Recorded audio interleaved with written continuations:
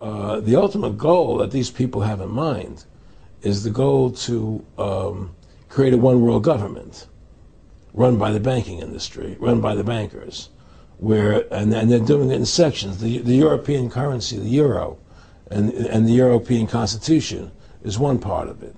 Now they're trying to do it in America with the North American Union, right? And they want to create a new currency called the Amero, right? And the whole agenda is to create a one world government where everybody has an RFID chip implanted in them. All money is to be in those chips, right? There'll be no more cash. And this is given me straight from Rockefeller himself. This is what they want to accomplish. And all money will be in your chips. And so instead of having cash, anytime you have money in your chip, they can take out whatever they want to take out whenever they want to. If they say you owe us this much money in taxes, they just deduct it out of your chip digitally. Total control. Total control. And if you're like me or you, and you're protesting what they're doing, they can just turn off your chip. And you have nothing. You can't buy food. You can't do anything. It's total control of the people. And that chip's connected to a database that has your purchasing records, what you do, what everything, you sell. Everything is in there, you know? And so they want a one world government controlled by them, everybody being chipped, all your money in those chips, and they control the chips, and they control people. And you become a slave. You become a serf to these people. That's their goal. That's their intentions. Eric, can you be specific about when you met Rockefeller, how it happened in these discussions? I met Rockefeller through a female attorney I knew who called me up one day and said, one of the Rockefellers would like to meet you. I had made a video called Mad as Hell, and he'd seen the video and wanted to meet me and knew I was running for governor of Nevada. So sure, I'd love to meet him. And I met him, and I liked him, and he was a very, very smart man. And we used to talk and share ideas and thoughts. And he's the one who told me 11 months before 9/11 ever happened that there was going to be an event. Never told me what the event was going to be, but there was going to be an event.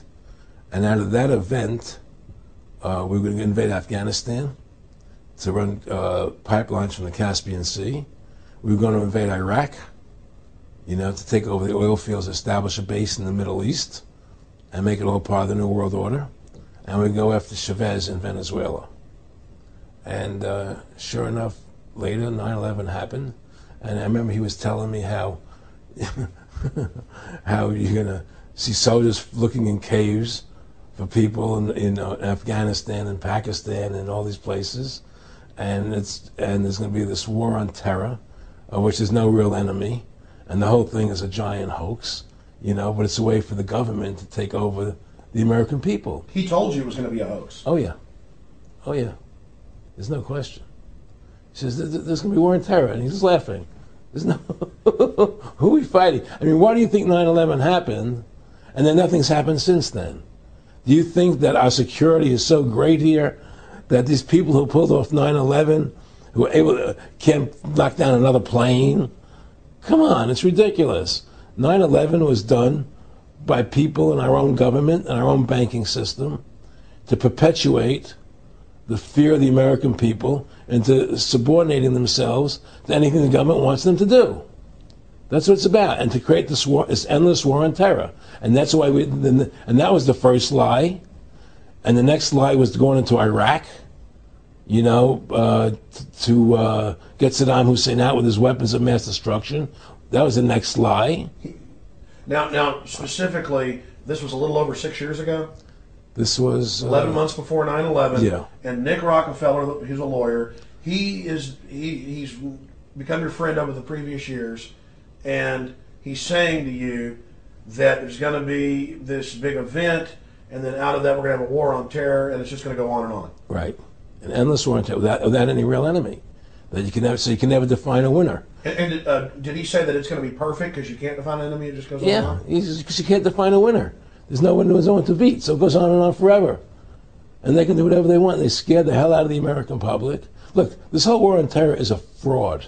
It's a farce. It's very difficult to say it out loud because people are intimidated against saying it. Because if you say it, they want to make you into a nutcase. But the truth has to come out. That's why I'm doing this interview.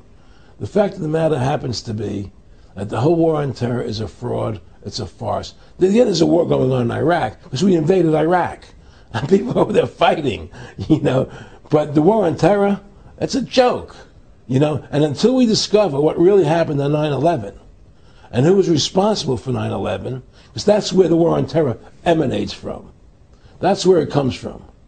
It was 9/11 that allowed this war on terror to begin. And until we get to the bottom root of 9/11, the truth of 9/11, we'll never know about the war on terror.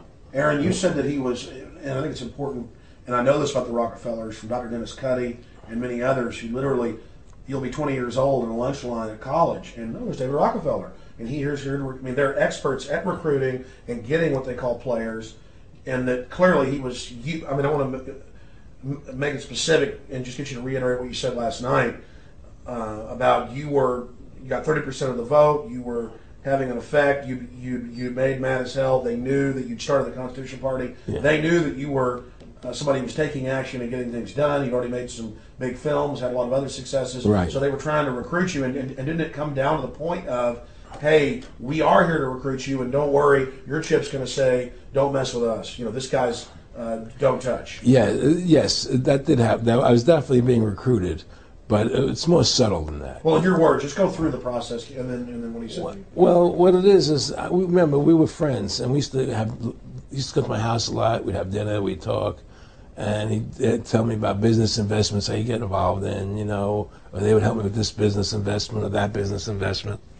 And was I interested in joining the Council on Foreign Relations? I would have to get a letter to join them, but was I interested in that? And, just stuff, leading you on.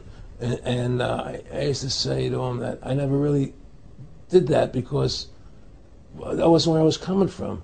As much as I like you, Nick, your ways and my ways, we're on the opposite side of the fence.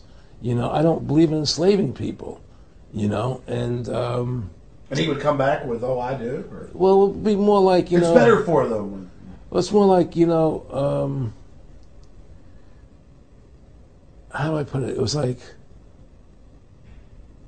what do you care about them? What do you care about those people? What difference does it make to you? Take care of your own life. Do the best you can for you and your family. What do the rest of the people mean to you? They don't mean anything to you.